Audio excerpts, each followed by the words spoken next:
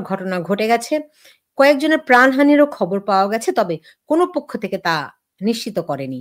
কিন্তু হাটহাজারীর যেই শিক্ষার্থীরা রয়েছে তারা রাস্তা অবরোধ করে রেখেছে। সেখানে ১৪৪ ধারা জারি করা হয়েছে। কিন্তু সেই ১৪৪ ধারা বাস্তবায়ন করার জন্য নেই কোনো আইন প্রয়োগকারী সংস্থার কোনো কর্মকর্তা বা কেউ। তাহলে কি জন্য ১৪৪ ধারা জারি করা? শুধুমাত্র চট্টগ্রামের হাটহাজারী নয়, চাঁদপুরেও একটি একটি মাজার, একটি দরগা সেখানে ভাঙচুর করা হচ্ছে, সেখানে আগুন জ্বালিয়ে দেয়া হয়েছে। একসঙ্গে অনেকগুলো জায়গায় এ ধরনের অস্থিরতা এবং এমন প্রাণঘাতীকর পরিস্থিতি সৃষ্টি করা হচ্ছে, সঙ্গত কারণেই প্রশ্ন আসে এর পেছনে কারা রয়েছে? কারা ইন্ধন দিচ্ছে? নাকি এমনটি হওয়ার কথা? আ শুধুমাত্র বাংলাদেশে যে এরকম উত্তপ্ত পরিস্থিতি তা নয় কিন্তু, কারণ আপনারা জানেন ইন্দোনেশিয়াতেও এরই মধ্যে একটা ভয়াবহ পরিস্থিতির সৃষ্টি হচ্ছে। অনেকেই আশঙ্কা করছেন বাংলাদেশে যে বা যারা কিংবা যেই গোষ্ঠী এইরকম একটা ঘর পোড়ার মধ্যে আলু পোড়া দিয়ে ফায়দা লুটতে চাইছে, তারা যদি কোনোভাবে ব্যর্থ হয় তাহলে তাদের মিশন জাকার্তার দিকে নিয়ে যাবে কিনা। এখন অনেকে ভিন্নমত পোষণ করে বলছেন যে বাংলাদেশে তাদের ব্যর্থ হওয়ার কোনো সম্ভাবনাই নাই। কারণ এরই মধ্যে তারা তাদের উদ্দেশ্য হাসিল করে নিয়েছে। একটু, একটু করে আমাদের সামনে দৃশ্যমান হবে। কি তারা হাসিল করেছে? চট্টগ্রাম বন্দর তারা নিয়ে নিয়েছে। আ মহেশখালীতে যেই বাংলাদেশের যেই বলা যেতে পারে নৌবন্দরের প্রবেশপথ, সেটি তারা নিয়ে সেখানে বিরাট এক কি বলে নগরী গড়ে তুলবে। অনেক কিছু আমরা শুনতে পাই। কিন্তু এই বিষয়ে সুস্পষ্ট করে বলার মতো যেন বাংলাদেশে এখন আর কেউই নেই। এর মধ্যেও যেই শঙ্কা, ভয়, উদ্বেগ, দুশ্চিন্তা, অনিশ্চয়তা মানুষের মনে জেঁকে বসছে তা হচ্ছে নিরাপত্তা। কারণ জীবিত থেকে মৃত কেউই রেহাই পায় না এখন বাংলাদেশে। কেউই নিরাপদ নয়। কারণ আপনারা জানেন মাত্র ১ দিন আগে একজন নুরাল পাগল, যিনি একজন ভবঘুরে একটা পাগল, তার মৃত্যুর পর লাশ উঠিয়ে সেটি আগুন দিয়ে পুড়িয়ে দেয়া হয়েছে। সেই লাশকে মারধর করা হয়েছে। ভয়ংকর। এমনকি সৃষ্টিকর্তা পর্যন্ত মৃত মানুষের আমলনামা বন্ধ করে দেন। কিন্তু এখন যে জঙ্গি শাসন বাংলাদেশে চলছে, তাতে এই লাশেরও কোনো নিরাপত্তা নেই। আ এই পরিস্থিতি, এই নিরাপত্তাহীনতা, এই উদ্বেগ শেষ পর্যন্ত কোথায় গিয়ে ঠেকে তা যেমন দেখার বিষয়, তেমনি এটি কি সত্যি, সত্যি ঢাকা থেকে জাকার্তা পর্যন্ত প্রসারিত হবে কিনা, একই আলামত কিনা, ভিন্ন রাষ্ট্র, ভিন্ন সংস্কৃতি, ভিন্ন ধর্মীয় প্রেক্ষাপট হলেও আলামতগুলা একই রকম কিনা? এই প্রশ্নগুলোর এখন জবাব খোঁজার চেষ্টা করব। আমার সঙ্গে অতিথি হিসেবে রয়েছেন সাংবাদিক সাইফুল আমিন। জনাব সাইফুল আমিন, আপনাকে স্বাগত জানাচ্ছি। অনেকদিন পর আপনাকে আমি পেয়েছি। আপনাকে চাই ভালো, ভালো বিষয় নিয়ে আলোচনা করতে। কিন্তু এমন, এমন বিষয় আমাদের সামনে আসে যে আমরা চোখ বন্ধ করে রাখতে পারি না। আবার সাংবাদিকতার ওই থিওরিও তো আমরা বাদ দিতে পারি না যে bad news is good news. যদিও আমরা চাই না অনেক ভালো অনেক মানে গুড নিউজ হওয়ার দরকার নাই। এনিওয়ে ওই আলোচনায় যাব না। কিন্তু চট্টগ্রামের হাটহাজারীতে কি হচ্ছে আগে যদি একটু বলতেন আমাকে, যে সেখানে ১৪৪ ধারা জারি হয়েছে কিন্তু সব অবরুদ্ধ করে রেখেছে হাটহাজারীর মাদ্রাসার শিক্ষার্থীরা। ধন্যবাদ সুলতানা। ধন্যবাদ আমাকে আপনার অনুষ্ঠানে যোগ দেওয়ার সুযোগ দেওয়ার জন্য। প্রথমত হাটহাজারীতে যে ঘটনাটা ঘটেছে সেটা কিন্তু একটা ছোট্ট ঘটনা থেকে, সবকিছুই ছোট্ট ঘটনা থেকে শুরু হয়। আ ছোট্ট ঘটনা থেকে শুরু হয়েছে। ছোট্ট ঘটনাটা কিছুই না, যে জশ্নে জুলুসের যে আ সমাবেশটা হয় বা যেখানে জড়ো হয় এই ইয়েরা সুন্নি বলে দাবিদার যারা তারা ওখানে যায়, বাসে করে যাচ্ছিল, তারা সেই অনুষ্ঠানে যোগ দিচ্ছিল। সেখানে এক যুবক কি বলে একটা ভিডিও করেছে, যেটা আ মনে হয় যে উনি হাটহাজারী ওই ছেলেটি হাটহাজারী মসজিদকে লক্ষ্য করে একটু আ ব্যঙ্গ বিদ্রূপ করেছে। তো ওইটা দেখলে মনে হয় না যে মনে হয় সমবয়সী কেউ কাউকে ব্যঙ্গ, এটা তো মসজিদেও করে, সব জায়গায় করে, দুষ্টামি ইয়ে করে সব জায়গায় হয়। তো এটা একটা দুষ্টমি টাইপের একটা ভিডিও, যে ভিডিওটাতে মনে হচ্ছে যে হাটহাজারীর মসজিদের দিকে সে ব্যঙ্গ করে অঙ্গভঙ্গি করেছে।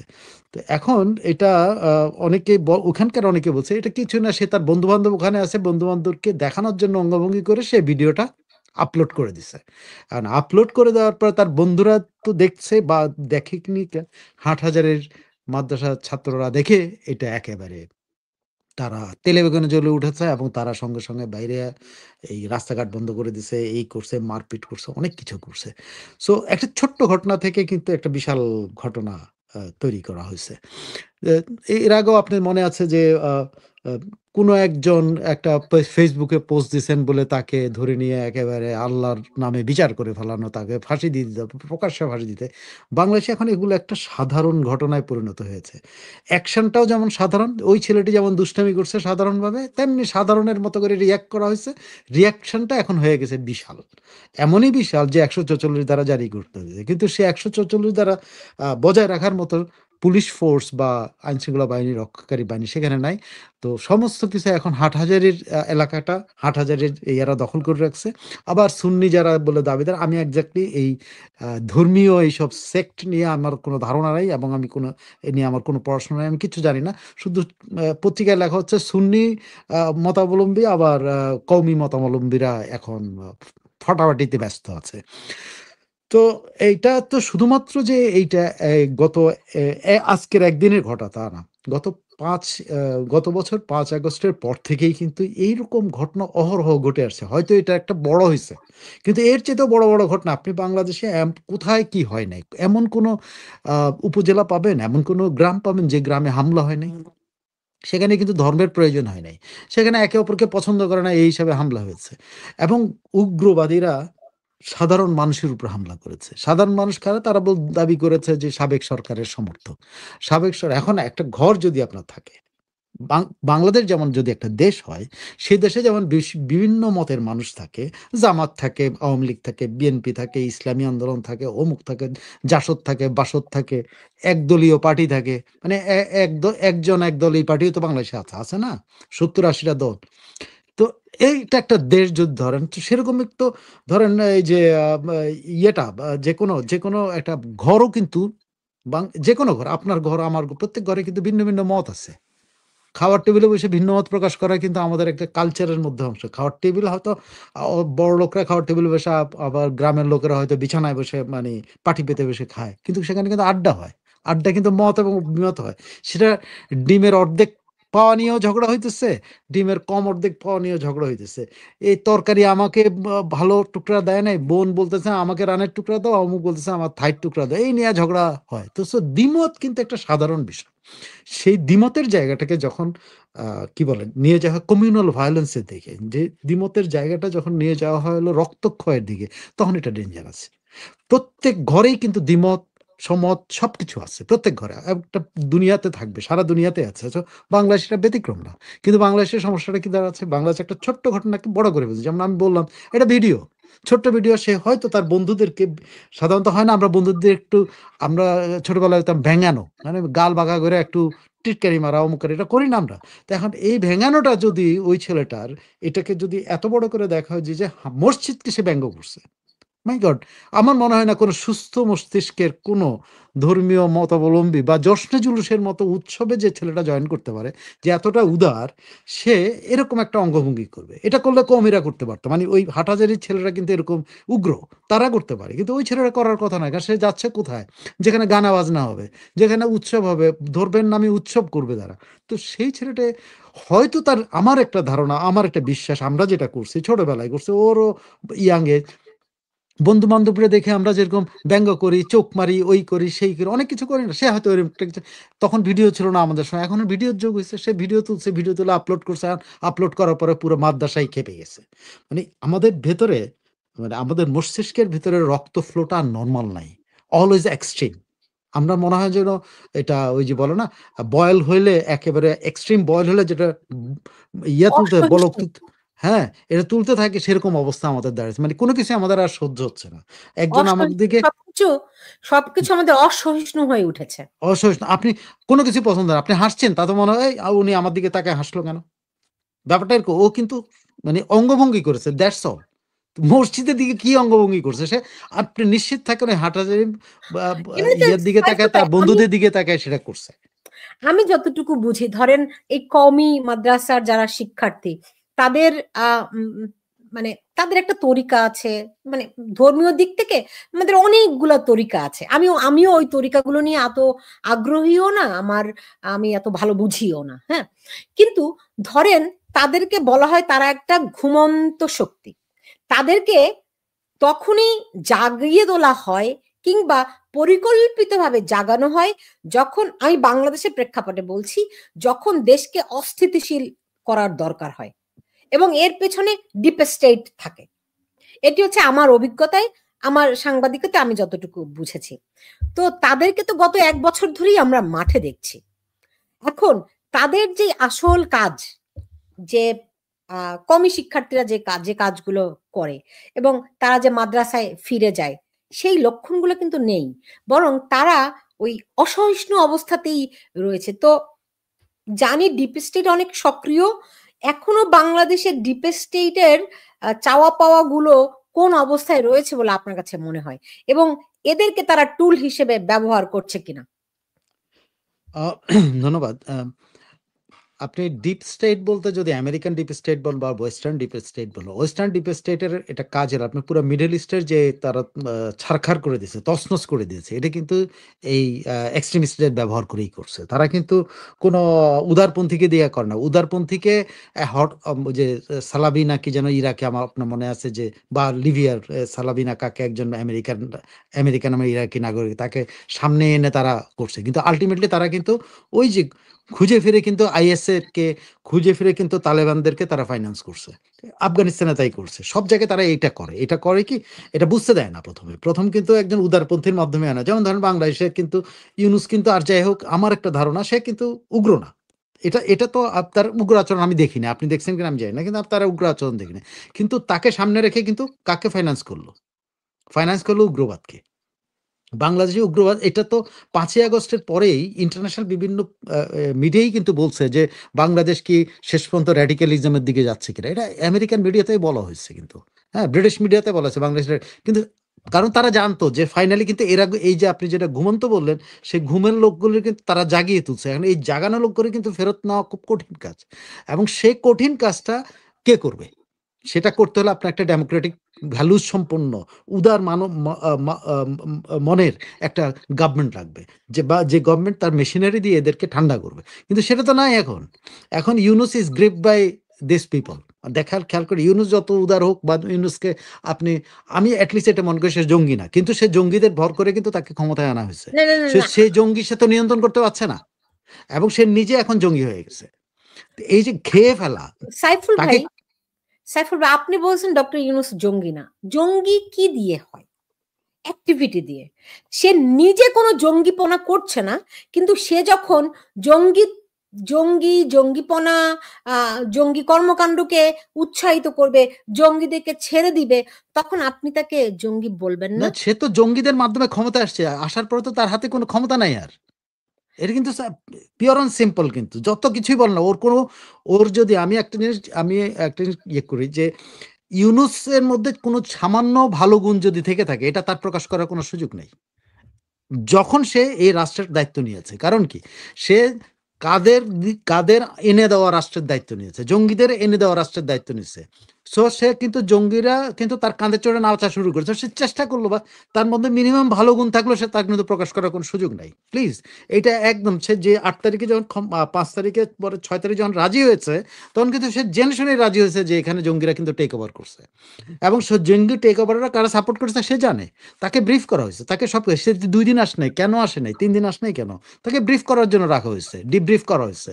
সে ডিব্রিফ করে তারা পাঠানো হয়েছে এবং সে এদের বাইরে যাওয়ার কোনো স্কোপই নেই। তার কোনোদিন চেষ্টা করলেও সে পারবে না। সে তো চেষ্টা করবে না। কারণ তার এক জীবনের স্বপ্ন হলো রাষ্ট্রপ্রধান হওয়া, সরকার প্রধান হওয়া। এটা তো আপনি জানেন যে ২০০৫-৬ সালে সে নিজেই দল বানাতে চাইছিল, এই করতে চাইছিল। তার তো এটা স্বপ্ন অনেকদিন আগে। এর আগে ২০০৫-৬ সে মইনুদের কাছে সে ৫ বছরের জন্য সে দায়িত্ব চাইছিল। সে ২ বছরে সে খুশি ছিল না। যে কারণে সে দায়িত্ব নেয় নাই। সো এইটা কিন্তু এক ধরনের হলো তার একটা লোভ কাজ করেছে। লোভের সাথে সে কিছু এই জঙ্গিপনার মাধ্যমে যে রাষ্ট্র আসছে, সে মনে করছে যে আমি গিয়া সব ঠিক করে ফেললাম। আমি তো নোবেল বিজয়ী, আমি সবকিছু, সে ধরেন যদি তার ভালো মানসিকতা থেকে থাকে। কিন্তু তার সম্ভব না। এট দ্য ভেরি মোমেন্ট সে রাজি হয়েছে, তখনই কিন্তু সে জিম্মি হয়েছে। যদি সে জঙ্গি না হয়ে থাকে। আর জঙ্গি হলে তো কথাই নেই। আর ডিপ স্টেটের কাজটা কিন্তু তারা যাকে দিয়া পারে ভাই, এটা জঙ্গি টঙ্গি ব্যাপার না, যারে দিয়ে পারে তারে দিয়ে কিন্তু তারা সমাধান। এটা আপনি বাংলাদেশের লেফটিস্টের ব্যবহার করছে না, সিপিবি ব্যবহৃত হয়েছে না, ব্যবহৃত হয়েছে তো সিপিবি, সিপিবির ছাত্র ইউনিয়ন ব্যবহৃত হয়েছে না এই জুলাই আন্দোলনে। তাহলে আপনি বামপন্থী মাহমুদুর রহমান মান্না ব্যবহৃত হয়েছে না, বামপন্থী জোনায়েদ সাকি ব্যবহৃত হয়েছে না, বামপন্থী সাইফুল হক হয়েছে সাইফুল না। ভাই, আমি আপনার সঙ্গে একটা জায়গায় একটুখানি দ্বিমত করতে চাই। ব্যবহৃত হয়েছে বললে মনে হয় যে তারা ভুলে অন্য কেউ তাদেরকে ব্যবহার করে ফেলেছে, তারা বুঝি সচেতন থাকলে ব্যবহৃত হতো না, এটা বোধ হয়। এবং তাদেরকে একটা আপনি বেনিফিট অফ ডাউট দিতে পারেন, কিন্তু আমি সরি, আমি তাদেরকে তারা ব্যবহৃত হয়েছেন আমি বলতে নারাজ। তারা তারা এই এই চক্রের সঙ্গে সক্রিয়ভাবে ছিল, আপনাকে এটা বলতে হবে, কারণ তারা অত্যন্ত তীক্ষ্ণ, ক্ষুরধার সম্পন্ন, তারা যথেষ্ট রাজনীতি সচেতন। আমি মনে করি আমি বাংলাদেশ থেকে আপনার কি তাই মনে হয়? আপনার কমিউনিস্টদেরকে মনে হয় তারা বুদ্ধিমান, বাংলাদেশের কমিউনিস্টরা? এটা এটা আপনি কি বললেন? আমি আপনাকে একটা কথা বলি, আমি আপনাকে একটা কথা বলি। বললেন তারা প্রত্যেকে বুদ্ধিমান। আরে রাখেন, এরা কয়ে বুদ্ধি না। শুনেন, এই কমিউনিস্ট পার্টি অফ ইন্ডিয়া, আমি জাস্ট ছোট্ট করে আপনাকে হিস্ট্রি বলে, কমিউনিস্ট পার্টি অফ ইন্ডিয়া কিন্তু ইন্ডিয়ার স্বাধীনতার দাবিদার হতে পারতো, পারে নাই কেন জানেন? তাদের ফার্স্ট কংগ্রেসের মধ্যে রণদ্বীপের থিওরি নামে একটা থিওরি আছে, পড়েছেন কিনা আমি জানি না। রণদ্বীপের থিওরি হচ্ছে ইয়া যদি ঝুটা হয় লাখো ইনসান ভুকা হয়।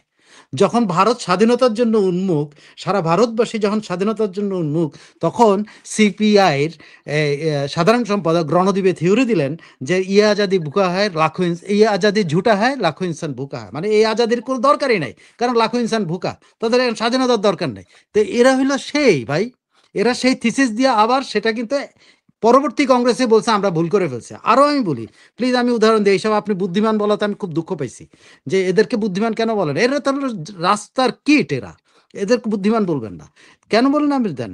আমি আরও উদাহরণ, যে বঙ্গবন্ধুর যে ইয়াতে তারা দেশ স্বাধীনের জন্য তার অনেক ভূমিকা আছে, কিন্তু বঙ্গবন্ধু যখন বাকশাল করে তখন কিন্তু বঙ্গবন্ধুর সাথে তারা ছিল, কিন্তু যখন বঙ্গবন্ধুকে মারা যায় তারা কাকে সাপোর্ট করেছিল জানেন আপনি?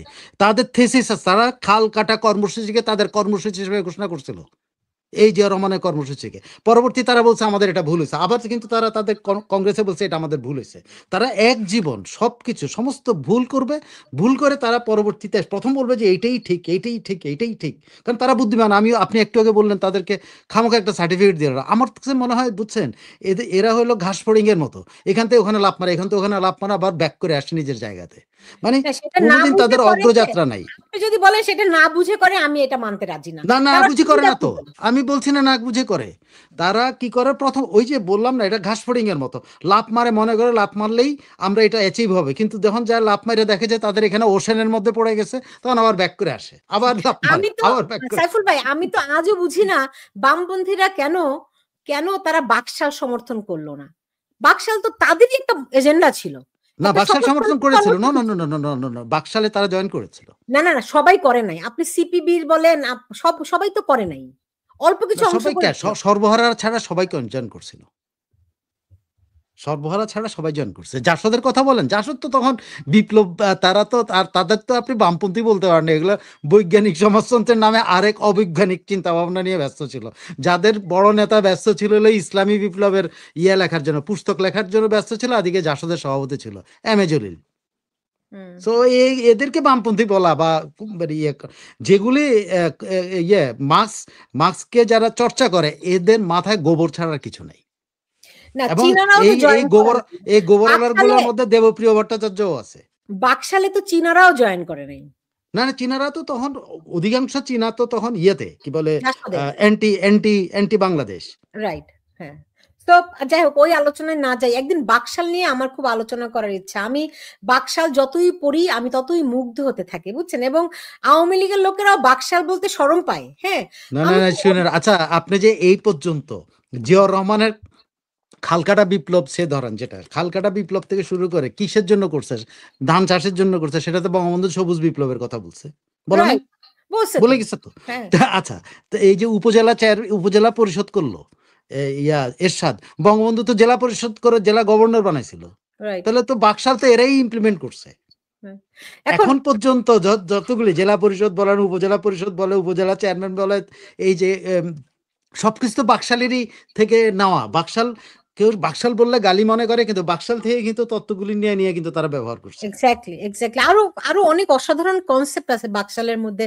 যেমন বাংলাদেশে কারো যদি একটি বাড়ি থাকে, সে দ্বিতীয়টি বাড়ির মালিক হতে পারবে না। এরকম অসংখ্য ভালো ভালো কনসেপ্ট আছে। নিশ্চয়ই একদিন আমরা ওটা নিয়ে আলোচনা করব। কিন্তু আমরা আজকে আমাদের প্রসঙ্গে থাকি, ঢাকা থেকে জাকার্তা, সর্বত্র শকুনের থাবা। আমাকে একটু বলুন যে আজকে যে হাটহাজারীতে যেই গন্ডগোল, আপনার কি মনে হয় এটি সহসা থামবে? হাঁটাচেরটা থেমে যেতে পারে, কিন্তু সারা দেশে থামবে না। কোথাও না কোথাও দেখবেন যে এটা ইয়ের মতো, ফোড়ার মতো করে মানে সারা শরীরে যখন আপনার ফোড়া হয়, তখন কোনোটা আজকে ফাটে, কোনোটা কালকে ফাটবে। এটা পাকার একটা ব্যাপার আছে না? আপনি নিশ্চয়ই ফোড়া সম্পর্কে ধারণা আছে, বা বা বা গুটি সম্পর্কে ধারণা আছে, যেটা একেকটা একেক সময় পাকবে। এটা ফলের মতো। যখন যেটা পাকবে তখন সেটা ফাটবে। আজকে এখানে কালকে ইয়েতে কি বলে রাজবাড়িতে একটা ফাটছে, তারপরে রাজশাহীতে একটা ফাটছে, এখন হাটহাজারীতে ফাটবে, আপনি আরেকটা কোথায় বললেন সেখানে ফাটবে। হ্যাঁ, তো এরকম ফাটতে থাকবে। এটা এখন এত সারা শরীরের মধ্যে এত ফোড়া হয়েছে যে ফোড়াগুলি না ফাটা পর্যন্ত কিন্তু মানে আপনার রেহাই নাই। তো এগুলো ফাটবে, এগুলো ফাটতে ফাটতে এক পর্যায়ে আপনি ক্ষত বিক্ষত হয়ে দেশটার কি হবে আমি জানি না। তবে ফোড়া যেগুলো তৈরি হয়েছে এগুলো প্রত্যেকটা ফাটবে, এটা থেকে নিস্তার বাঙালির নাই। এটা আপনি নিশ্চিত থাকেন। এটা ইউনুসের তো কোনো ক্ষমতাই নাই, এবং ইউনুস পরবর্তী সরকারেরও এর উপরে নিয়ন্ত্রণ নিতে বহু সময় লেগে যাবে। বিকজ যেইভাবে আপনি মৌলবাদী চিন্তা, মৌলবাদী ভাবনা, যে আপনি কাউকে স্বীকার করেন না। আপনি আপনি কি মুসলমান ছাড়া পৃথিবীতে কি, মুসলমান তো দ্বিতীয় বা তৃতীয় সংখ্যাগরিষ্ঠ, তাই না? আমি জানি না কত সংখ্যাগরিষ্ঠ। তো বাকিরা কি যে মানুষ না?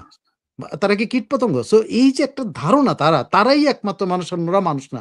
এটা তো ডেঞ্জারাস একটা, যে যেটা বিস্তৃতি ঘটেছে, যেটা আমাদের মধ্যে ছিল না কিন্তু। আমাদের বাংলাদেশে এটা ছিল না।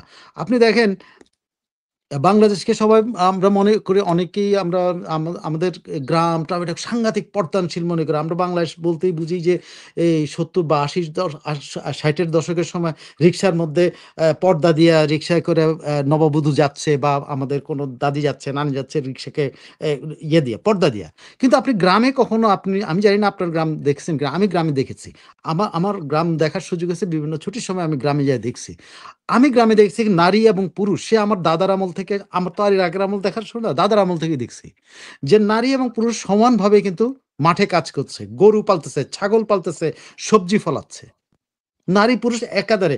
এবং আমি এইটাও আমার মনে আছে যে এই গ্রামের নামাজ বলতে কি বুঝাতো জানেন? নামাজ মানে ভোর রাতে যে নামাজটা পড়ে, এই কি বলে, ভোরের নামাজ হলো ফজরের ফজরের নামাজ। নামাজ। ফজরের নামাজটা পড়বে, আর সন্ধ্যার সময় এসে মাগরিবের নামাজটা পড়বে, এবং কাজা পড়বে মাঝখানেরটা। সারাদিন কিন্তু কাজ করে। এই যে একটা সমাজ, সেই সমাজকে কিন্তু নষ্ট করে দেওয়া হয়েছে। কেমনে নষ্ট করা হয়েছে? আপনি যদি স্কুল, কলেজ থেকে শুরু করে আজকে এই যে একজন ইউনিভার্সিটির প্রফেসর, সে ধরেন আপনি ঘোমটা করবেন, এতে কোনো ইয়ে না। কিন্তু আপনি যখন এটা প্রমোট করবেন, তখনই কিন্তু আপনার মধ্যে একটা জিনিস কাজ করছে যে আপনি আপনার চুল দেখাবেন না। আমি বলি না আপনার ধর্মের কি আছে। আপনি চুল দেখাবেন না। আপনি চুল নাই দেখাতে পারেন, কিন্তু আপনি প্রমোট করতে পারেন না। আপনি আমার আমার আমি আমাকে কিভাবে প্রকাশ করব, এটা কিন্তু আপনি আমাকে কিন্তু ডিকটেট করতে পারেন না। But this is being dictated in Bangladesh. এখন স্কুল, কলেজ সর্বত্র আপনি জানেন, কয়দিন আগে একজন টিচারকে বহিষ্কার করা হয়েছে। একজন নারী ইয়েকে বহিষ্কার করেছে কেন জানেন? আমি বলি ঘটনাটা। তিনি এই ক্লাসের মধ্যে বাচ্চাদেরকে, মানে মেয়েদেরকে বলছে যে ইয়ে কি বলে, ক্লাস নিচ্ছিলেন। তখন অল অফ এ সাডেন ইয়ে ওই যে স্কুলের যারা আপনার জানেন না, স্কুলের যে নেতা হয়, যা স্কুল কি বলে প্রতিনিধিরা আসছে, আইসা ম্যাডামরে বলছে, ম্যাডাম এই যে কি বলে বোরকা পড়তেছে না এরা, আপনি কেন বলেন না? ম্যাডাম বলছে এটা তো তার যার যার অধিকার, যে সে কে বোরকা পড়বে, কে কে ইয়া পড়বে, কি যেন এটাকে বলে আমি হিজাব, জানি না। হিজাব, কে হিজাব। হিজাব পড়বে, হিজাব পড়বে, এটা তো আমার ব্যাপার না। তখন ম্যাডামটা সঙ্গে, সঙ্গে ওই এই স্কুলের ছাত্র প্রতিনিধিরা যে বলছে, "আপনি কেন পড়েন না?" ম্যাডাম বলছে, "কেন? আমি তো কোনটা পড়ি। তো হুম। ইয়া পড়ি, শাড়ি।" না, "আপনি তো হিজাব পড়েন না, তাহলে কেমনে ফলো করবে?" এই কথা কয়ে তারা বেরিয়ে গেছে। ম্যাডাম রাগ হইছে যে, "তোমরা আমার ক্লাসের মধ্যে এসে" রাগটা দেখেন, গ্যাঞ্জামটা কোথায় লাগছে।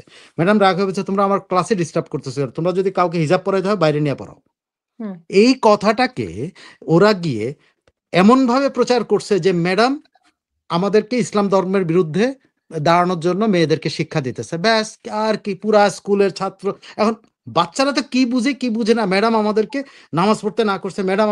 ম্যাডাম কিন্তু ওই কথা হয়েছে ম্যাডামের সাথে, কিন্তু ইয়ে নিয়ে কিনা বোরকা এই হিজাব নিয়ে। আর সেখানে কিন্তু ম্যাডাম আমাদের ইসলাম ধর্ম শিক্ষা দিচ্ছে না, অমুক দিচ্ছে না। ম্যাডামের বিচার বসে গেল, বিচার বসার পরে স্কুল কমিটি বৈঠক করলো, স্কুল কমিটি বসে করে ম্যাডামকে সাময়িক বরখাস্ত করে দিল।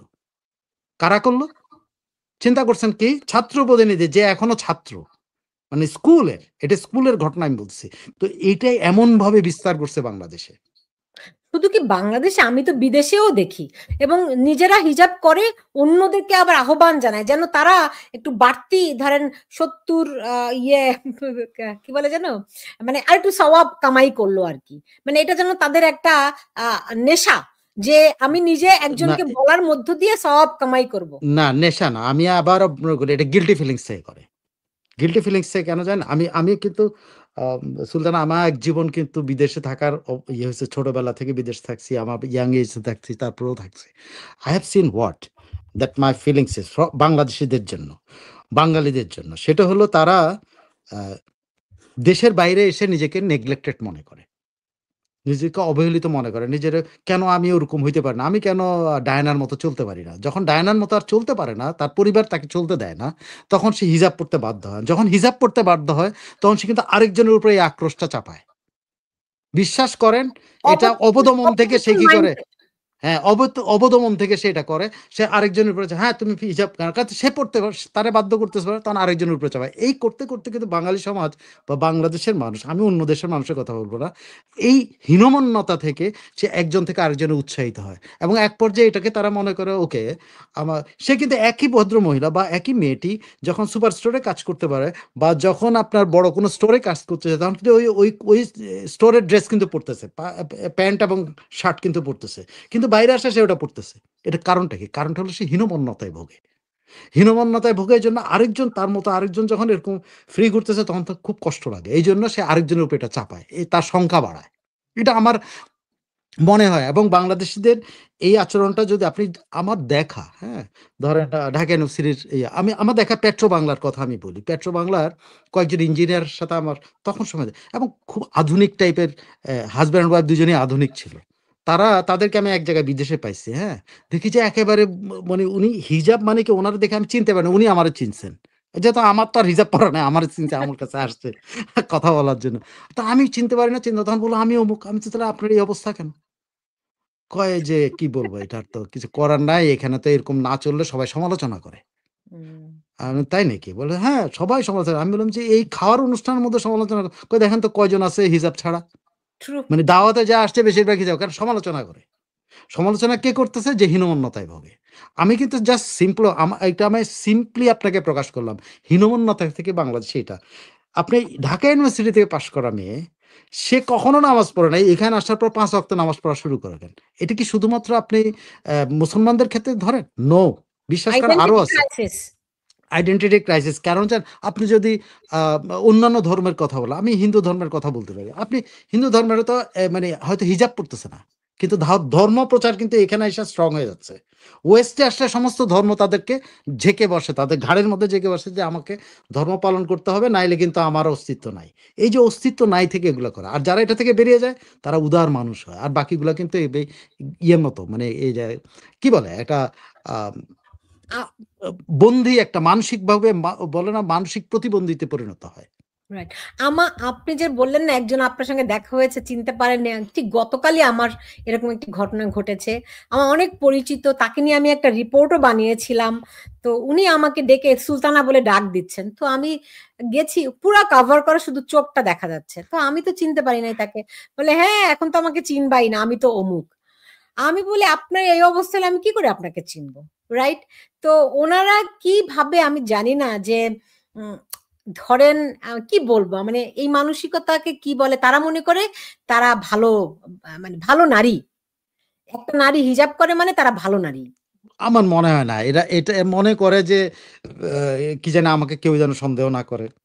আমার জন্য কেউ না করে। আবার অমুক জন আমাকে নিয়ে টিটকারি করতে পারে। তমুক জন, মানে হীনমন্যতাকে দিয়ে এটা করে। ভালো বিষয় না। আমার মনে হয় না যে কেউ এটা তার সে কোনো না কোনোভাবে ইনফেরিয়র মনে করে নিজেকে। সেই ইনফেরিয়রিটি কমপ্লেক্স থেকে বেরোনোর জন্য সে এটা করে। আর আমি তো সবসময় বলি, আমাকে না মোল্লারা আবার আমার বিরুদ্ধে হলিয়া জারি করে দেয়, হ্যাঁ? আমি বলি যে ধরেন আ আ নগ্নতা যেমন একটা অসভ্যতা, সভ্যতা বিরোধী, ঠিক এরকম আপনি শুধু চোখ বের করে রাখবেন এরকম হিজাব, এটিও এক ধরনের অসভ্যতা বা সভ্যতা বিরোধী। কোনোটির মধ্যেই শালীনতা নাই, মানে আপনি নগ্নতার মধ্যেও শালীনতা নাই, আবার হিজাবের মধ্যেও কোনো শালীনতা নাই, দুটি অশ্লীল পোশাক। এটি শুনুন, আমি আমার কাছে আমি আমি আমার ব্যক্তি জীবনের একটা গল্পের কথা বলতে পারি। গল্প মানে কি, আমার মার কাছ থেকে শোনার কথা বলছি। আমার আমার মায়ের পরিবার হলো পীর বংশীয়। মানে সাংঘাতিক রকমের তারা মানে, মানে বাইরে যখন যায় তখন তারা মানে হিজাব, তখন তো হিজাবের ব্যাপার ছিল না, তখন হলো বোরকা টাইপের ছিল, হ্যাঁ? এরকম লাগানো বোরকা। তো আমার মা ছিল এরকম। তো আমার মা আমার একবার গল্প করতে গিয়ে বলছে যে ইন্দোনেশিয়া যাওয়ার সময় ও 68 এর কথা উনি বলছেন। যাওয়ার সময় যখন উনি বোরকা পরে যাচ্ছিলেন, অ্যা বোরকা পরে উনি কিন্তু প্লেনে উঠছেন। ঠিক আছে? এটা থেকে ইসলামাবাদ থেকে, তখনকার সময় ইসলামাবাদ মাত্র নতুন হইছে আরকি। ইসলামাবাদ থেকে প্লেনে উঠতেছে, তখন ওখানে তাকে এক পাকিস্তানি, তাকে একজন বলছে, "তুমি কেন এটা পড়তেছো?" তখন বলছে, "এইটা না পড়লে যদি সবাই কি বলে?" বলে যে, "তুমি যদি ইন্দোনেশিয়াতে যাও", ইন্দোনেশিয়া, তখন ইন্দোনেশিয়া সম্পর্কে তারা ব্রিফ করছে যে, "ইন্দোনেশিয়া হলো মাল্টিকালচারাল একটা দেশ এবং ওখানে সব ধর্মের মানুষ আছে। তোমারও যদি এরকম বোরকা দেখে তারা কিন্তু তোমাকে নিয়ে তোমার দিকেই তাকায় থাকবে। তখন কিন্তু তুমি সমস্যায় পড়বা। মানে যদি তুমি বোরকা পরো তাহলে তোমার দিকে তাকায় থাকবে যে, এটা কি জিনিস আইছে?" আমার মা সেই দিন থেকে, আমার মা ইন্দোনেশিয়াতে যতদিন ছিল বোরকা পরে নাই। আমার মা যতদিন বিদেশে ছিল বোরকা পরে নাই। কিন্তু দেশে আসলে আমার মা হয়তো আবার সেটা করছে। সেটা দেশের কারণে তার সে পড়ছে। কিন্তু আমি বুঝাইতে পারছি যে জিনিসটা এরা বুঝে না বুঝতে পারছি। যে তার দিকেই কিন্তু মানুষ তাকায় থাকে। রাইট। আপনি যখনই কিন্তু আমেরিকাতে হিজাব পরে ঘুরবেন তখন কিন্তু আপনি সুপার স্টোরে যান আর বেস্ট বাইতে যান। আর আপনি যেখানেই যান, হ্যাঁ? আপনি সবাই যদি তাদের দিকে তাকিয়ে থাকে, বুঝছেন? তাকিয়ে থাকে। তো আমার কথা হচ্ছে, ভাই তোমরা যদি এতই মানে এরকমই হিজাব থাকতে চাও, সো তোমরা আমেরিকায় আসো কেন? তোমরা সৌদি হুম। আরবে যাও, ওখানে গিয়ে আল্লাহ বিল্লাহ করো, রাইট? সরি না, একটু সৌদি মানে আরবে তো মেয়েরা বোরকা পড়তে চায় না। তারা তো না, বোরকার বিরুদ্ধে সংগ্রাম করতেছে তারা। তারা বোরকা পড়ে না এবং তারা সন্ধ্যার পরে তারা গাড়ি চালায়। হ্যাঁ, তাদেরকে দেখা যায় না বলে তখন রাইট। তারা এখন বোরকা-টোরকা ছেড়ে তারা গাড়ি চালায়। প- যাই হোক, আজকে আমরা এটা নিয়ে কথা বলতে কিন্তু চাই নাই। আপনি আপনার ছোটবেলা কেটেছে ইন্দোনেশিয়াতে, আমরা জানি। কিন্তু আমি যেটা আপনার কাছে আজকে জানতে চাই, আমরা জানি যে ইন্দোনেশিয়াও খুব উত্তপ্ত হয়ে উঠেছে। ইন্দোনেশিয়া পৃথিবীর মধ্যে সবচেয়ে বড় মুসলিম দেশ, যদিও সংখ্যাগত দিক থেকে সবচেয়ে বেশি সংখ্যক মুসলমান বসবাস করে ইন্ডিয়াতে, মানে ভারতে, যাকে আমরা হিন্দু রাষ্ট্র বলি, হিন্দুস্তান বলি। সেইখানে পৃথিবীর সবচেয়ে বেশি সংখ্যক মুসলমান বসবাস করে। কিন্তু রাষ্ট্র হিসেবে সবচেয়ে বেশি সংখ্যক মুসলিম বসবাস করে ইন্দোনেশিয়াতে, সেজন্য বলা হয় পৃথিবীর সবচেয়ে বড় মুসলিম রাষ্ট্র ইন্দোনেশিয়া। মাত্র ২-১ বছর আগেই সেখানে এরকমই একটি কালার বিপ্লবের মাধ্যমে তাদের কি বলে পূর্ব তৈমুর কে আলাদা করে এখানে একটা খ্রিস্টান রাষ্ট্র বানানো হয়েছে, আপনি জানেন। সেখানকার ঘটনাটা কি, এবং অনেকেই বলেন এর সঙ্গে বাংলাদেশের কালার রেভলিউশনের একটা থিওরিটিক্যাল সম্পর্ক আছে। আমি একটা উদাহরণ দিয়ে বলি। একজন লেখক একটা লেখা লিখেছেন এরকম যে, সকল আ কালার রেভলিউশন এর একটা ক্যারাক্টার আছে। ৩ টা ইমেজ কাজ করে। একজন লেখকের লেখা বলছি। ৩ টা ইমেজ, সে যখন এ এ মিডল ইস্ট টিলিস্ট এগুলোর উদাহরণ নিয়ে তারপর সে একটা গল্প লিখছে যে সে কিভাবে দেখে আরকি। পুরা গল্পটার মধ্যে সে বলছে ৩ টা ইমেজ আছে। নাম্বার 1 ইমেজ কমনলি আপনি দেখবেন, এক একজন লোক অল অফ a sudden, একটা ছেলে অথবা মেয়ে, বেশিরভাগ ক্ষেত্রে মেয়ে, অ্যা বয়স্ক না, আ অ আ কি মানে কম বয়স্ক, বেশিরভাগই কম বয়স্ক, পারলে অল্প বয়স্ক, এরকম একটা ফিগার থাকবে। যে ফিগারটা আইদার কিলড হবে অথবা অত্যাচারিত হবে অথবা কিছু একটা হবে। কোন একটা ঘটনায় এটা একটা প্রতীকী, মানে একটা ইমেজ তৈরি করে তারা, যে এরকম একটা ইমেজ, এরকম একটা নিরীহ লোক কি বলে মেরে ফেলা হইলো তাকে।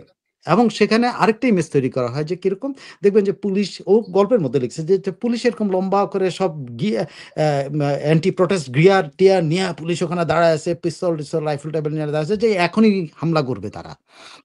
কিন্তু সেখানে কিন্তু মানুষ একটা। তো এরকম একটা ইমেজ তারা তৈরি করে এবং এক পর্যায়ে দেখা গেল যে ওই লোকটা মারা গেল। সে কেমনে মারা গেল এটার আর কোনো উত্তর পাওয়া যায় না। কেউ উত্তর দিতে পারে না। তিয়ানানমেন স্কয়ারেরও কিন্তু ওই যে ছাত্রটাকে মারা হয়েছিল বলা হয় ট্যাংকের নিচে করে। কিন্তু এখন পর্যন্ত পশ্চিমা গণমাধ্যম কিন্তু প্রকাশ করতে পারে না সে কিভাবে মারা গেছে। বলা নাই কিন্তু। কিন্তু দেখেন একটা ফিগার। হংকং এর সেইম ফিগার। ইন ইউক্রেইনের সেইম ফিগার। আপনার যে বাংলাদেশে দেখেন ওই যে আবু সাইদ একটা ফিগার। এদিকে মুগ্ধ আরেকজন ফিগার। একটা ফিগার কিন্তু খেয়াল করে দেখেন, ওখানেও কিন্তু পুলিশ এরকম গিয়ার করে দাঁড়ায় আছে। আমি কেন এই গল্পটার সাথে মিলায়া দেখেন, ইন্দোনেশিয়া তো সেইম। ইন্দোনেশিয়াতেও একজন অ্যা এই আপনি ৩১শে আগস্ট যখন সব ঠান্ডা হয়ে গেছে, ৩১ আমি ঘটনাটা বলি তাইলে আপনি বুঝতে পারবেন। আমি গল্পটার সাথে মিলানোর জন্য গল্পটা বললাম এজন্য মিলানোর জন্য। ৩১ আগস্ট ঠান্ডা হয়ে গেছে। রেল স্টেশন ঠান্ডা, বাস স্টেশন ঠান্ডা, সব জায়গায় ঠান্ডা। মোটামুটি কাম ডাউন হইছে ৩১ এর আগে কিন্তু বিক্ষোভে অনেক কিছু হইছে কিন্তু এটা কাম ডাউন হয়েছিল। ৩১ রাতের বেলা কি হইছে জানেন? ৩১ এর রাতের বেলা একটা group all of a sudden তারা এই বিভিন্ন জায়গাতে হামলা শুরু করলো। বিভিন্ন জায়গাতে সেটা কি? বিভিন্ন সরকারি প্রতিষ্ঠানে। দেখেন বাংলাদেশে কিন্তু সরকারি প্রতিষ্ঠানে হামলা। আপনার সরকারি ইনস্টিটিউশনে হামলা, রেলের উপরে হামলা, ওখানে বাসের ইন্দোনেশিয়া কিন্তু বাসে হামলা, অমুক জায়গায় হামলা, তমুক জায়গায় সরকারি প্রতিষ্ঠানে হামলা শুরু হয়ে গেল। আর হামলা শুরু হওয়ার পর গেলে এই হামলার মধ্যে যখন একটা ছোট্ট গোষ্ঠী কিন্তু এই হামলাটা শুরু করে তখন কিন্তু ওই যে বিক্ষুব্ধ যারা ছিল এতদিন পর্যন্ত যারা ক্ষুব্ধ ছিল যাদেরকে ঠান্ডা করা হয়েছে তারা কিন্তু আবার মাথা চাড়া দিয়ে উঠলো, হ্যাঁ না আমাদের দাবি এখনই আদায় হতে হবে। তারা কিন্তু তাদের দাবি মানছে কিন্তু। মানার পরে এখন এই যখনই রাতের বেলা ৩১ আগস্ট রাতের বেলা এই ঘটনা পরের দিন সকালবেলা ১লা সেপ্টেম্বর পুরা ইন্দোনেশিয়া কাঁপে উঠলো যে না আমরা মানি না, আমাদের দাবি এখনই মানতে হবে, এখনই এটা বলতে হবে, এখনই রাষ্ট্রপতিকে এটা বলতে হবে, তখনই এটা বলতে হবে, তখন এই যে শুরু হয়ে গেল মানে এক্সট্রিম। এই এক্সট্রিমটা ফুয়েলিং করে এই যে ওই গল্পটার মতো ৩টে ইমেজ দিয়ে করে। একটা হলো পুলিশকে মনস্টার বানানো হয়, একটা হলো একটা ফিগার বানানো হয় কোথাও মহিলা বা মেয়ে, মহিলা না মেয়ে অথবা ছেলে স্টুডেন্ট বেশিরভাগ ক্ষেত্রে, এবং এরকম একটা ছোট্ট একটা ইনস্টিগেশন। বাংলাদেশে তাই হয়েছে। এখন ইন্দোনেশিয়াতে কিন্তু তাই, এখানেও একটা ডেলিভারি বয়কে কিন্তু ওই যে পরের দিন যখন ১ তারিখে যখন সারা ইয়ে হচ্ছিল তখন এই ডেলিভারি বয়টা সে কিন্তু আন্দোলনকারীরা এই ডেলিভারি বয়টা ডেলিভারি দিয়ে ফিরতেছিল। অল অফ এ সাডেন সে ওই যে পুলিশের পুলিশ ওখানে যখন বিক্ষোভকারীতে বাধা দিচ্ছে সেখান থেকে সে রাস্তা পার হচ্ছিল। তো পুলিশ তো বিক্ষোভকারীদের উপরে এই যে ইয়া মারতে মারতে টিয়ারশেল মারতে মারতে আগাচ্ছিল। ওই সময় ওই ছেলেটা ওর সামনে পড়ে যায় এবং ওই ছেলেটা একদম সঙ্গে সঙ্গে যে এই একটা প্রতীক তারা পেয়ে গেল। এই প্রতীকের পরে কিন্তু আজকে এখন লঙ্কা কাণ্ড। আপনি প্রত্যেকটা ইয়েতে রেভুলেশন হংকং এ সেম ঘটনা ঘটাইছে। হংকংয়ে কিন্তু সেম ঘটনা ঘটেছে। বাংলাদেশেরটা তো আমি বাংলাদেশে একটা প্রেক্ষাপট। কিন্তু ওদের স্টাইলটা তখনই বুঝতে পারবেন যে এটা ডিপ স্টেট জড়িত। ওই লেখক এটাই বলছেন যে পৃথিবীর সব জায়গায় যখন এরকম কিছু হবে তখন এরকম যখন ফিগার ৩টা ফিগার পাবা যে পুলিশ এখানে মনস্টার, এখানে একজন নায়ক আছে যে নায়কটা বাচ্চা, বয়সে বাচ্চা, ছেলে অথবা মেয়ে এবং কিল্ড হবে। একটা কিলিং লাগবে তাদের। সো এই ৩টে ইমেজ যখন তৈরি হয় তখন কিন্তু পুরা দেশটাকে নড়বড় করে দেয় কারা? ওই ডিপ স্টেটের টাকায়। ইন্দোনেশিয়ার বাংলাদেশের ক্ষেত্রে তো আমরা সবাই জানি। ইন্দোনেশিয়ার ক্ষেত্রে সেইম ঘটনা। আপনারা যদি বলি যে ইন্দোনেশিয়াতে openly NED national endowment fund যেটা কি বলে NED national endowment uh NED ওর কি যেন নামটা? ন্যাশনাল এন্ডাওমেন্ট ফান্ড যেটার মাধ্যমে ধরেন ওপেন সোসাইটি সারা দুনিয়াতে ডিপ স্টেটের টাকাটা বিতরণ করে। বাংলাদেশেও কিন্তু তারা তাই করেছে। ওপেন সোসাইটি এই ফান্ডের মাধ্যমে এবং ইউএসআইডির টাকা। ওরা ওপেন সোসাইটি কিন্তু ইউএসআইডিকেও টাকা দেয় এই কাজগুলি করার জন্য। এখানেও সেইম ঘটনা হচ্ছে। ইন্দোনেশিয়াতে এটা ইনভেস্টিগেট করে বের করছে যে এরা, আমি যদি আমার ডায়েরিটা একটু বের করি, কোথায় ফান্ড করছে শুনলে আপনি আশ্চর্য হবেন। ওরা নাম পর্যন্ত বের করে ফেলছে যে কোথায় ফান্ড করছে। আমরা বাংলাদেশে এখন এটা বের করতে পারেনি কিন্তু। বাংলাদেশে বের হয়েছে, আমরাই তো বের করছি, অনেকগুলো নাম আমরা বের করছি। আমাদের ডেইলি স্টারের নাম আমি বলছি না, ডেইলি স্টারের নাম আছে ওর মধ্যে, টাকা নিচ্ছে যে বাংলা সাংবাদিকদের একটা গ্রুপ টাকা নিয়েছে। তারপরে এই যে অনেকগুলো এই যে আদিলের প্রতিষ্ঠান টাকা নিয়েছে, এই যে সুজন টাকা নিয়েছে, সবাই কিন্তু টাকা নিয়েছে। সুলতানা কামালের প্রতিষ্ঠান টাকা নিয়েছে, প্রত্যেকটা লোক টাকা নিয়েছে। না কেন, লিস্ট আছে তো, আপনি যদি চান আমি আপনাকে আবার খুঁজতে হবে, আমাকে লিস্ট আছে কে টাকা নিয়েছে। ডেইলি স্টার পর্যন্ত টাকা নিয়েছে। না, ডোনাল্ড ট্রাম্প যে বলছিলেন যে $29 মিলিয়ন ওটা হলো ইউএসআইডির ফান্ড। হ্যাঁ, ওটা ইউএসআইডি ফান্ড, কিন্তু ইউএসআইডি কে কিন্তু ওপেন সোসাইটি আলাদা করে ফান্ড করে এইসব দিকে টাকা দেওয়ার জন্য। সেটা ইউএসআইডি গভর্নমেন্টের একটা ফান্ড, আবার ওপেন সোসাইটি থেকে একটা ফান্ড পায়। এটা হলো অতিরিক্ত ফান্ড, যে ফান্ডটা কেউ দেখে না, গভর্নমেন্টেরটা দেখা যায়। মানে ট্রাম্প যখন দাবি করছে $27 মিলিয়ন, তখন কিন্তু আপনি লুকাইতে পারেন নাই, কিন্তু ওপেন সোসাইটি তার বাইরে কিন্তু আলাদা ফান্ডিং করে। ঠিক আছে, এই ইন্দোনেশিয়াতেও তাই করছে। ওদের একটা প্রতিষ্ঠান নাম আছে কুরাওয়াল ফাউন্ডেশন। ওদের যেগুলোর মাধ্যমে ওপেন সোসাইটি বা ন্যাশনাল এন্ডাওমেন্ট ফান্ড যেটা আমেরিকান, ওরা কোথায় কোথায় করছে, NED, national endowment development fund, sorry নামটা হলো এনইডি ফান্ড। হ্যাঁ, এই ন্যাশনাল এন্ডাওমেন্ট ফান্ডকে ফাইন্যান্স করে কি সিআইএ, তাদের স্টেট ডিপার্টমেন্ট, এরা এদেরকে ফান্ড করে। এদের ফান্ড করে ওপেন সোসাইটি ফাউন্ডেশন, সরোসেরা। হ্যাঁ, জর্জ সরোসের ওপেন সোসাইটি ফাউন্ডেশন এদেরকে ফান্ড করে। সাইফুল ভাই কোথায় চলে গেলেন? এই সেই অনেক কিছু ইন্ডিপেন্ডেন্ট টিভিতে অনেক কিছুতে তারা ফান্ড করে। এখানে ইন্দোনেশিয়ার ক্ষেত্রে যেটা করছে সেটা হলো কুরল ফাউন্ডেশন নামে একটা আমেরিকান একটা অর্গানাইজেশন আছে, যেটা একটা এনজিও, ইন্টারন্যাশনাল কিন্তু ইন্দোনেশিয়া বেসড বাট আমেরিকান। এর মাধ্যমে তারা ফান্ড করে। এমন কি জানেন, আপনি গুগলকে ব্যবহার করেছে ইয়াতে, গুগল নিউজ ইনিশিয়েটিভ যে ইয়েটা আছে না, গুগল নিউজ ইনিশিয়েটিভ, সেটা যে আমেরিকান অংশটা আছে, সেই আমেরিকান অংশের মাধ্যমে এরা ফান্ড করছে। তারপর হচ্ছে media and development investment fund নামে একটা ফান্ড আছে, এইটাকে ফান্ড করছে। All are the projects of George Soros open society ফাউন্ডেশনের। এরা একই সময় আমেরিকান, এতে কোনো সন্দেহ নেই, ওরা নিজেরাই স্বীকার করতেছে। এবং তাদের প্রেসিডেন্ট প্রভু, সে নিজেও বলছে যে আমাদের দেশটা এমন একটা দেশ যে দেশে আমরা আমাদের ভিন্ন মতকে ভিন্ন খাতে ব্যবহার করি, ভিন্ন মতকে আমরা সন্ত্রাসী কাজে ব্যবহার করি, আমরা ভিন্ন মতটা ভালো কাজে ব্যবহার করি। সে কিন্তু বলছে সে। এবং এখানেও একটা মজার ঘটনা, শেখ হাসিনা যেরকম হাসপাতালে গিয়ে আহতদের দেখে আসছে, এখানেও কিন্তু ওই প্রেসিডেন্ট সাহেব কিন্তু আহতদের দেখে আসছে। সেটাও কিন্তু তার জন্য খারাপ হয়েছে। আহতদের দেখে উনি কথাবার্তা যা বলছেন এটা তাদের পছন্দ হয় নাই, আমাদের শেখ হাসিনাটাও পছন্দ হয় না। সারা দুনিয়াতে কিন্তু তাই, এরা একই স্টাইল, একই ইমেজ তৈরি করে মানুষের মধ্যে, যে ইমেজটাতে মানুষ ক্ষুব্ধ হয়। তো এখানে যে জাদুটোনা করতে পারেন না কি বিষয়? না না, এটা হিউম্যান বিহেভিয়ার বলা। ওই লেখকের কথা হলো এটা হিউম্যান বিহেভিয়ার। আপনি এমন একটা মানুষের মনোজগৎটা এমন, সে কিন্তু ইনোসেন্ট কারোর উপর হামলাটা পছন্দ করে না। সো এখানে একটা ইনোসেন্ট ফিগার আনা হয়, যেন এখানে আবু সাইদ একটা ইনোসেন্ট ফিগার। সে তো খালি হাতে এরকম দাঁড়াইছিল, তার সাথে কোনো অস্ত্র নিয়ে দাঁড়ায় নাই। যেমন ধরেন মুগ্ধ পানি বেচতেছিল বা পানি ছিল, তাকে দাঁড় করানো হয়েছে, তাকে মেরে ফেলানো হলো। এইখানেও কিন্তু একটা ডেলিভারি বয়, মানে ইনোসেন্ট একটা কাজ করে খায়। এটার সাথে ভাই মূল আন্দোলন শুরু হয়েছিল কি জানো, পার্লামেন্ট সদস্যদের বাড়ি ভাড়া বাড়ানো নিয়ে আন্দোলনটা, সেখান থেকে কি করে এই আন্দোলনে যায়। এই জন্যই ওই পুরো দেশে ইনফ্লেশন কাজ করছে, অর্থনৈতিক মন্দা চলতেছে, সেই পরিপ্রেক্ষিতে মানুষ যখন অর্থনৈতিক কষ্টে আছে, সেই পরিপ্রেক্ষিতে যখন মেম্বার অফ দ্য পার্লামেন্টের বেতন ভাড়াটা বাড়ানো হলো, মানুষ এতে ক্ষুব্ধ। বাসা ভাড়া বাড়ানো হলো $3000 মতো, রাইট, তাতে করে মানুষ ক্ষুব্ধ হলো। ওকে, বুঝতে পেরেছি। তো দেখেন এইখানে কি করছে তারা, এইখানে হলো এখানে উদ্দেশ্যটা কি, এখানে কেন এই কাজটা করলো, এইটা কারণ হলো বাংলাদেশেরকে যে কাজে আমেরিকা শেখ হাসিনাকে ম্যানেজ করতে পারছিল না, ওখানেও কিন্তু ওদের প্রেসিডেন্টকে ম্যানেজ করা যাচ্ছে না। ওই প্রেসিডেন্টের উপরে তাদের ক্ষোভ কিছু। প্রেসিডেন্ট কিন্তু সুহার্তোর নাতি বা সুহার্তোর ছেলে প্রেসিডেন্ট, ফর্মার প্রেসিডেন্টের সাবেক 30 বছর ধরে যে দেশ শাসন করছে তার ছেলে বা নাতি এরকম হবে। তো এই লোকটার বিরুদ্ধে তাদের অভিযোগটাকে উঠাইছে এখন। সেটা হলো তিমুর লেস্তের স্বাধীনতা আন্দোলনের সময় ইন্দোনেশিয়া যখন এটা অকুপাই করে, ইন্দোনেশিয়া যখন এটার উপর দমন পীড়ন চালায়, তখন এর খারাপ ভূমিকা ছিল। এখন সে এর আগে কবে জেনারেল ছিল, কবে কি ছিল, তখন তো রিটায়ার করে সে রাজনীতিতে এসে কিন্তু প্রেসিডেন্ট হয়েছে। খুব সম্ভবত সুহার্তোর ছেলে, ছেলে না নাতি, ছেলে না নাতি, যাই হোক, হ্যাঁ আমি ভুলে গেছি। তো সে কি না, সুহার্তো তো 98-এ ক্ষমতাচ্যুত হয়েছে, তো ছেলে হওয়ার কথা। আচ্ছা যাই হোক, ধরেন নাতি হলো। মেঘবতী যদি মেয়ে হয়ে থাকে সুকর্ণ, তাহলে এও কিন্তু ছেলেই হবে, ঠিক আছে। তো যাই হোক, তার তিমুর আন্দোলনের সময় ইন্দোনেশিয়া দমন পীড়ন চালিয়েছিল। সে সময় সে জেনারেল ছিল নাকি এরকম একটা, তো সেই জেনারেল থাকা অবস্থায় ওখানে অত্যাচার চালাইছে। এটা হলো তার বিরুদ্ধে কমন অভিযোগ। এখন পুরা কি করছে, তিমুরের প্রতি সিম্প্যাথাইজ সকল খ্রিস্টানরা মহাখাপ্পা ওর উপরে, হ্যাঁ তুমি এই সময় আমাদের তিমুরের উপরে তুমি অত্যাচার করছিলা। সো তারে একটা জায়গা অভিযুক্ত করছে।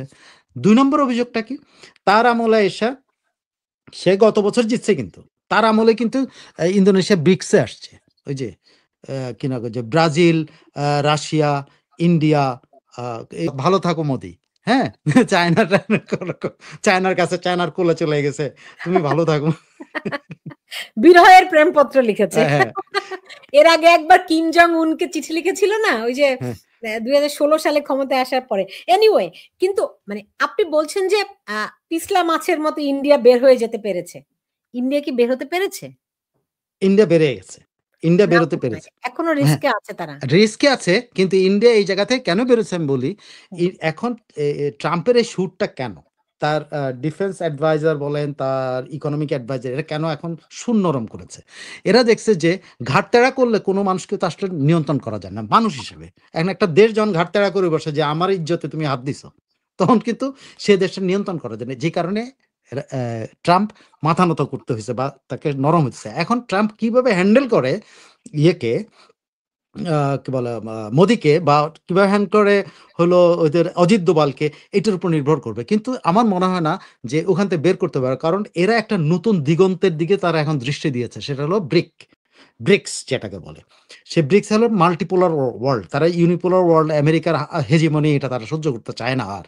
রাশিয়া একমত, চায়না একমত, ইন্ডিয়া একমত।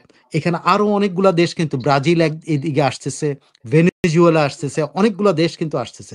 সো তারা কিন্তু এই জায়গাটাতে একমত হচ্ছে যে না, no more unipolar world, let us have new কি মানি, মানে নিউ কারেন্সি, এবং আমরা আমাদের মতো করে আমাদের সাথে আমরা ব্যবসা, আমরা যার ইচ্ছা যার সাথে ইচ্ছা তার সাথে ব্যবসা করব। এখানে আমেরিকা আমাদের নিয়ন্ত্রণ করতে পারবে না। এটাই কিন্তু আমেরিকা একমাত্র শর্ত দিয়েছিল ইয়েকে, ইন্ডিয়াকে, একমাত্র শর্ত যে তুমি আমার বলয়ে থাকতে হবে, তাহলে তোমার উপরে কোনো ট্যাক্স নেই। কিন্তু ইন্ডিয়া বলছে নো ওয়ে, আমি এটা করব না। কারণ রাশিয়ার থেকে আমি তেল আনি, সেই তেল তো তুমি ইউক্রেনেও বিক্রি করি আমি। এবং জয়শঙ্কর বলছে যে আমরা রাশিয়ার থেকে তেল আনি, এইটা তোমার আপত্তি, কিন্তু আমরা রাশিয়ার থেকে তেল এনে রিফাইন করে আমরা আবার ইউক্রেনে বিক্রি করতেছি, সেটা তোমরা আপত্তি করো না কেন? কারণ তারা বলতেছে রাশিয়ার উপরে তোমরা নিষেধাজ্ঞা দেওয়ার আগে ইউক্রেনে রাশিয়ান তেল যাইতে হলো 3 to 4%, আর এখন আমরা ইউক্রেনে যেই তেলটা পাঠাইলো 15%, মানে 3 থেকে 15%, মানে 13% বেড়ে গেছে। তো 13% বাড়াটা তোমার চোখে লাগে না, তুমি খালি আমি রাশিয়ার থেকে আনাটা দেখো। তো ইউক্রেন তো আমার থেকে কনজিউম করতেছে, কি তেল কনজিউম করতেছে? রাশিয়ান তেল কনজিউম করে। এবং তার আরেকটা কথা বলছে যে পুরো ইউরোপের মধ্যে তোমরা গ্যাস নিচ্ছ, সেটার উপর তোমার কোনো নিষেধাজ্ঞা নাই, আমি তেল আনলে নিষেধাজ্ঞা। তো গ্যাস যেমন একটা জ্বালানি, তেলও একটা জ্বালানি। আমার গ্যাস দরকার না, আমি গ্যাস আনি না, আমার তেল দরকার, আমি তেল আনি। Very simple.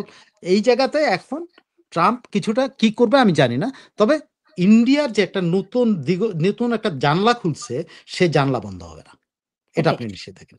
ওকে। সেই জানালায় কি আমরা বাংলাদেশ আছি? থাকতে পারবো? এই যে থাবা আপাতত বাংলাদেশের নাই, উপর, আপাতত নাই, এবং একটা দীর্ঘ সময় লাগবে এই জায়গা থেকে বেরিয়ে আসতে। কারণ আমরা কি অলরেডি থাবার মধ্যে চলে গেছি? হ্যাঁ, আমরা যেদিন নন ডিসক্লোজার এগ্রিমেন্টে সাইন করেছি, যেদিন আমাদের দেশকে না জানিয়ে, কোনো দল জানে না এই নন ডিসক্লোজার এগ্রিমেন্টের মধ্যে কি কি শর্ত আছে। কিন্তু ট্রাম্প কিন্তু ওপেন একটা চিঠি দিয়েছে, যে চিঠির মধ্যে লেখা আছে যে আমেরিকা যে বলয় থাকবে, সে বলয়ের বাইরে তুমি যেতে পারবে না।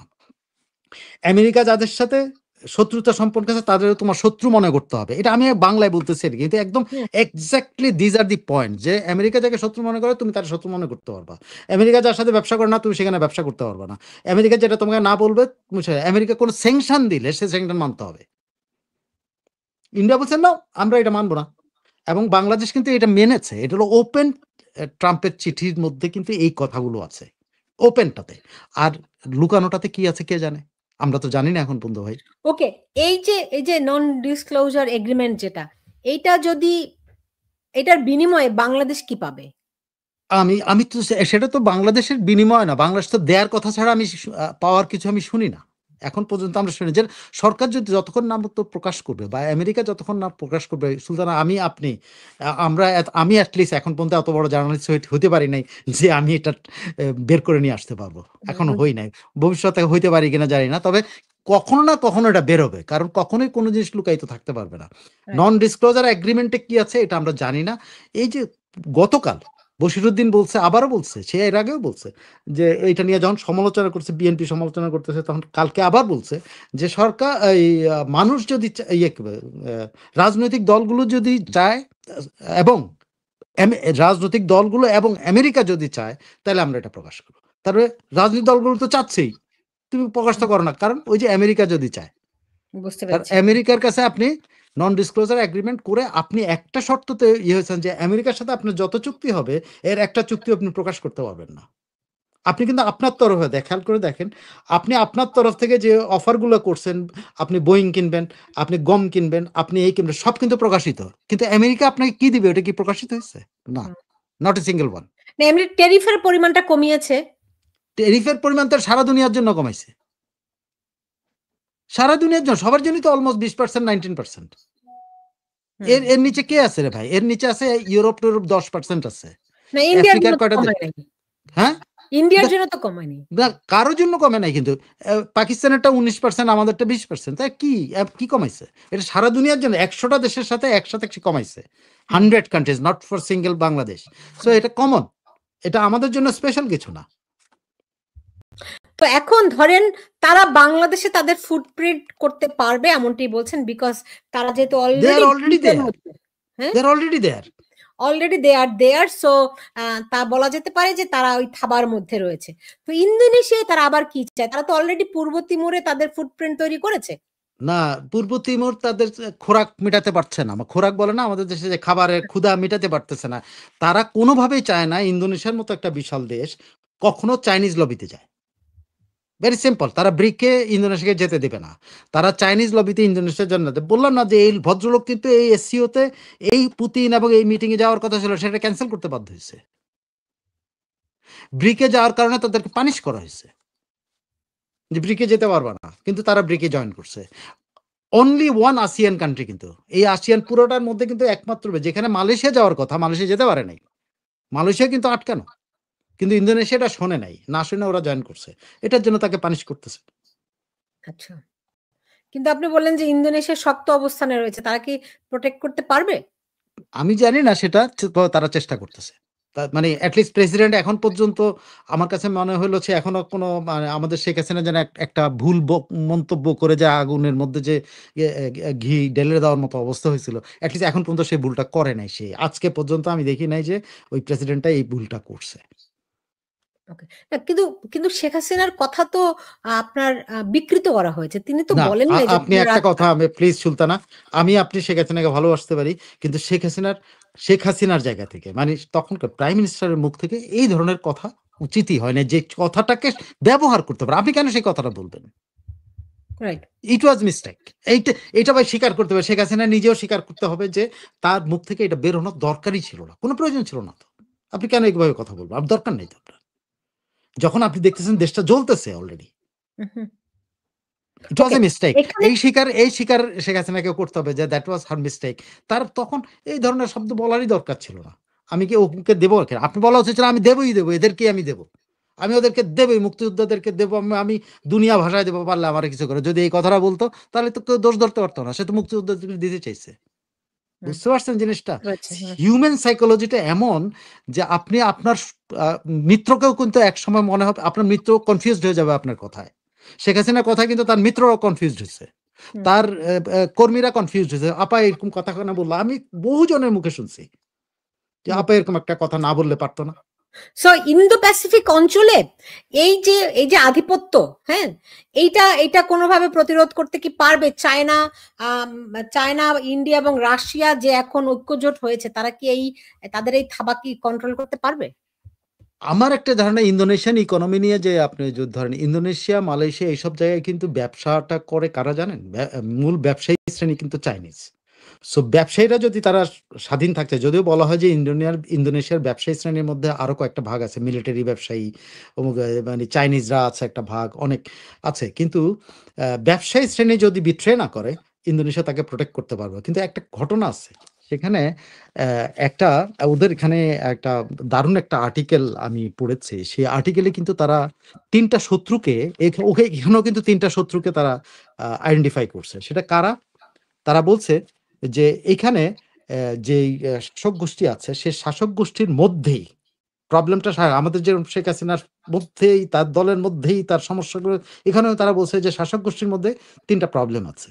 কি প্রবলেম? শাসক গোষ্ঠীর একটা অংশ বিজনেসম্যান, তারা এই এই এই এই এখনকার শাসন ব্যবস্থা থেকে তারা সুবিধা নিতে পারতেছে না, একটা অংশ নিচ্ছে। আমাদের যেটা অলিগার্ক যেটাকে বলে, আমাদের অলিগার্করা সুবিধা নিচ্ছে, অন্যরা পায় নাই, সেরকম। তারপরে বলছে যে পলিটিশিয়ানদের মধ্যে একটা অংশ আছে যারা নিজেদেরকে অবহেলিত মনে করতেছে, যারা মনে করছে তাদেরকে যথেষ্ট পরিমাণ সম্মান দেওয়া হচ্ছে না, তাদেরকে যথেষ্ট পরিমাণ সুবিধা দেওয়া হচ্ছে না, এটা তারা মনে করতেছে, একটা অংশ আছে। ৩ নম্বর হলো মিলিটারি। ইন্দোনেশিয়া কিন্তু মিলিটারি অত্যন্ত স্ট্রং। হুম। মিলিটারি স্ট্রং, মিলিটারি কালচার অত্যন্ত স্ট্রং। এমন কোনো পরিবার নাই যেখানে পাবেন না যে মিলিটারি নাই। হ্যাঁ? এবং মিলিটারির সন্তানরাই কিন্তু সেই ৭৪ আমল থেকে মিলিটারির সন্তানরাই কিন্তু ওখানকার অনেক ডমিনেটিং পাওয়ার। লাইক দেখেন প্রেসিডেন্ট নিজেও কিন্তু মানে একজন জেনারেল, ৭৪ তো একজন জেনারেল ছিল। রাইট। জেনারেলের ছেলে। তো মিলিটারি পাওয়ার এখানে এই মিলিটারি যেই অ্যা অ্যা পাওয়ারফুল অংশটা আছে, সেই পাওয়ারফুল অংশের মধ্যে ডিভিশন হয়েছে কিনা। ওকে। ৩ টা।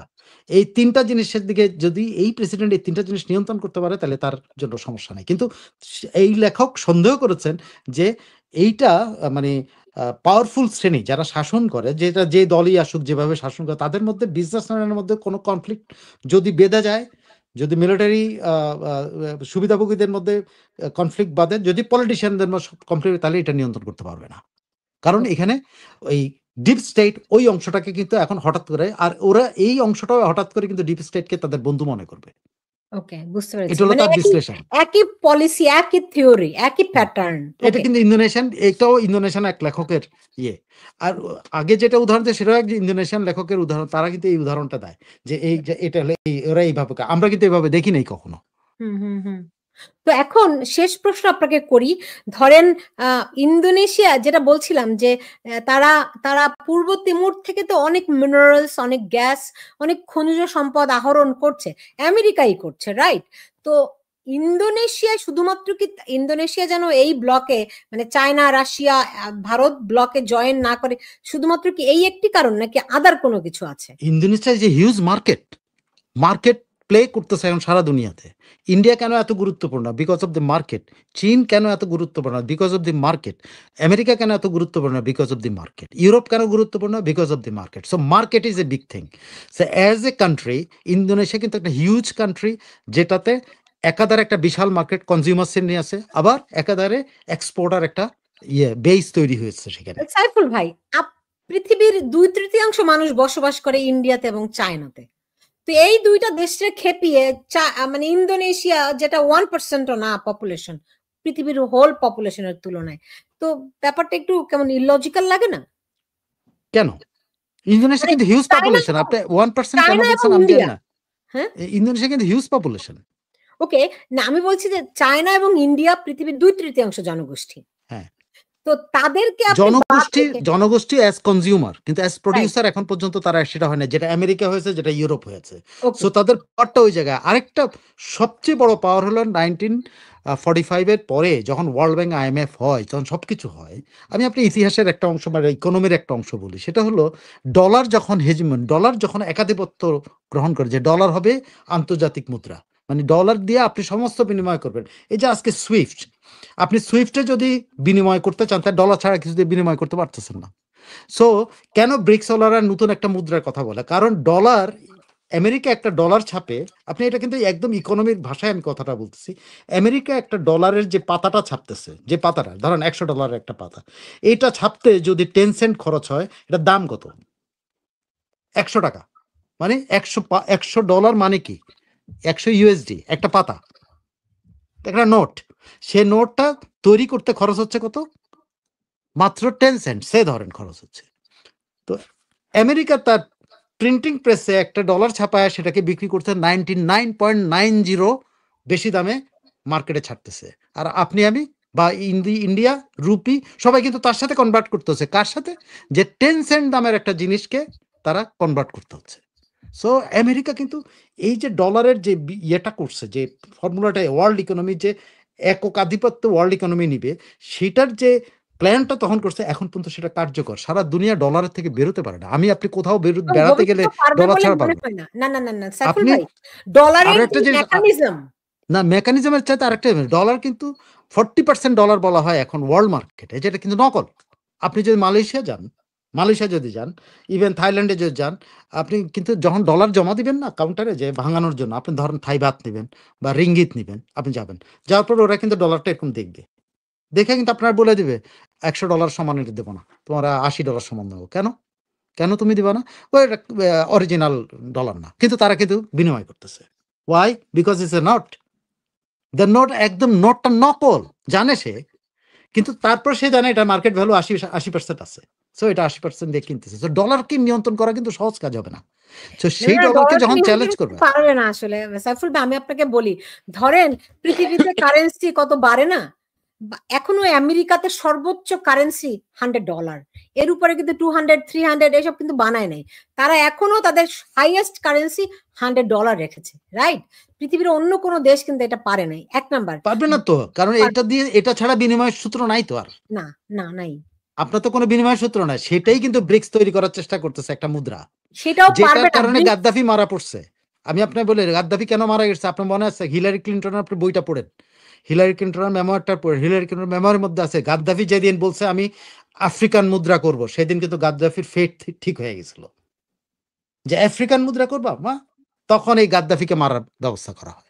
তো গাদ্দাফি একটা স্বর্ণ মুদ্রার কিন্তু প্ল্যান করেছিল, যে স্বর্ণ মুদ্রাটা সে বলছিল যে এই মুদ্রাটা আফ্রিকান মুদ্রা, সে কিন্তু বলে না মিডল ইস্টার্ন মুদ্রা, এই মুদ্রাটা কিন্তু ডলারকে চ্যালেঞ্জ করবে। হিলারির বইয়ের মধ্যে স্পষ্ট আছে যে এই গাদ্দাফির যে উচ্চাবিলাসটা, এটাই তাকে শেষ করেছে। রাইট। আরেকটা জিনিস, আপনার নিশ্চয়ই মনে আছে যে যখন ইউক্রেনে প্রথম হামলা হয়, তখন রাশিয়ার উপর স্যাংশন দিল আমেরিকা। তখন রাশিয়া রুবলের মাধ্যমে চায়না ভারতের সঙ্গে কারেন্সি বিনিময় করলো, রাইট? তখন কিন্তু এরকম অনেকেই ভেবেছিল যে হয়তো ডলারের পতন হবে, কিন্তু আমেরিকার মার্কেট এত হিউজ, না না না, টোটাল এটা এত ওয়ার্ল্ড সহজ না। ইকোনমি।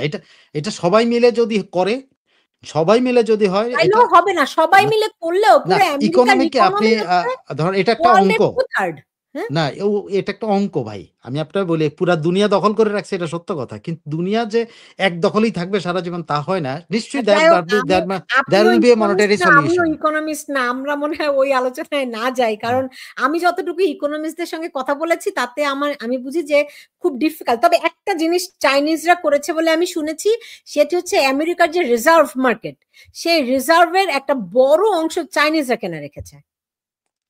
আপনি তো আপনি বল, আপনি তো বড় অংশ কেনার এটার কথা না। তা আমেরিকান অ্যাসেটস এর একটা বড় অংশ জাপান কিনে রাখছে। Right, property. রাইট। তো কোন জায়গা দিয়ে কিন্তু আমেরিকার কে ধাক্কা খাবে, কখন কে ধাক্কা দিবে, সেটা এখনো ব্রিক্স, তারপর অন্যান্য ধরেন জার্মানি এখন দেখুন এলুফ, জাপান এলুফ। তো এইসব জায়গায় কোথা থেকে আসলে মানে বিকল্প কারেন্সি তৈরি না হওয়া পর্যন্ত আপনি কিন্তু আমেরিকার আধিপত্য কখনো ইয়ে হবে না, এবং আমেরিকার কাছে আপনার প্রধানত থাকতে হবে। সো বিকল্প কারেন্সি করতে গিয়ে গাদ্দাফি মারা গেছে। এখন দেখেন এখন পুতিনের কি অবস্থা হয়, শির কি অবস্থা হয়, মোদের কি অবস্থা হয়। ওরাও কিন্তু একটা নতুন কারেন্সি ভাবতেছে, কিন্তু ব্রিক্স কিন্তু একটা নতুন কারেন্সির কথা ভাবতেছে। জি।